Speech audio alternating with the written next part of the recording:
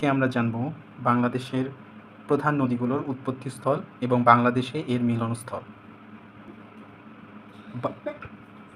বাংলাদেশের সবচেয়ে বৃহত্তম নদী হল পদ্মা।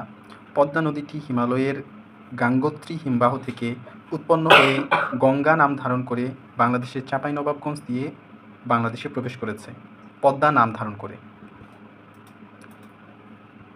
সিকিমের পার্বত্য অঞ্চল থেকে দুটি নদী করতোয়া এবং তিস্তা উৎপন্ন হয়ে করতোয়া পঞ্চগড় হয়ে বাংলাদেশে প্রবেশ করেছে এবং তিস্তা নীলফামারী জেলা দিয়ে বাংলাদেশে প্রবেশ করেছে। ব্রহ্মপুত্র নদ তিব্বতের কৈলাস শৃঙ্গের মানস সরোবর থেকে উৎপন্ন হয়ে দীর্ঘ পথ অতিক্রম করে কুড়িগ্রাম সীমান্ত দিয়ে বাংলাদেশে প্রবেশ করেছে। তিস্তা ব্রহ্মপুত্রের সাথে চিলমারিতে মিলিত হয়েছে। ব্রহ্মপুত্রের পুরাতন গতিপথ ছিল এটি, কিন্তু 1787 সালে একটি প্রবল ভূমিকম্পের কারণে ব্রহ্মপুত্রের গতিপথ পরিবর্তন হয়ে যায় এবং উৎপন্ন হয় যমুনা নদীর। যমুনা ব্রহ্মপুত্রের সবচেয়ে বড় শাখা নদী।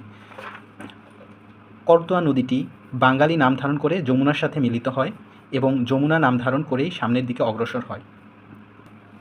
আসামের লুসাই পাহাড় থেকে দুটি নদী উৎপন্ন হয়েছে, সুরমা এবং কুশিয়ারা। সুরমা এবং কুশিয়ারা সিলেট হয়ে বাংলাদেশে প্রবেশ করে আজমেরীগঞ্জে একত্রে মিলিত হয়ে কালনী নাম ধারণ করেছে। কিছু দূর অতিক্রম করার পরে এটি মেঘনা নাম ধারণ করেছে এবং পুরাতন ব্রহ্মপুত্র ও মেঘনা ভৈরবে এসে একত্রে মিলিত হয়ে মেঘনা নাম ধারণ করে সামনের দিকে অগ্রসর হয়েছে।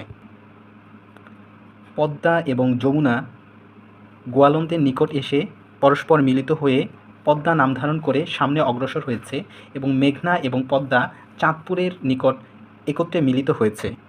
এরপর এটি মেঘনা নাম ধারণ করে বঙ্গোপসাগরে পতিত হয়েছে। ত্রিপুরা পাহাড় থেকে গোমতী নদী উৎপন্ন হয়ে কুমিল্লা শহর হয়ে বাংলাদেশে প্রবেশ করেছে।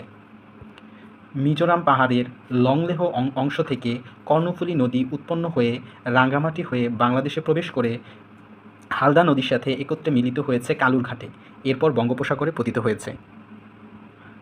আরাকানের পার্বত্য অঞ্চল থেকে দুটি নদী সাঙ্গু এবং নাফ উৎপন্ন হয়ে সাঙ্গু চট্টগ্রাম হয়ে বাংলাদেশে প্রবেশ করেছে এবং নাফ কক্সবাজার হয়ে বাংলাদেশে প্রবেশ করে বঙ্গোপসাগরে পতিত হয়েছে।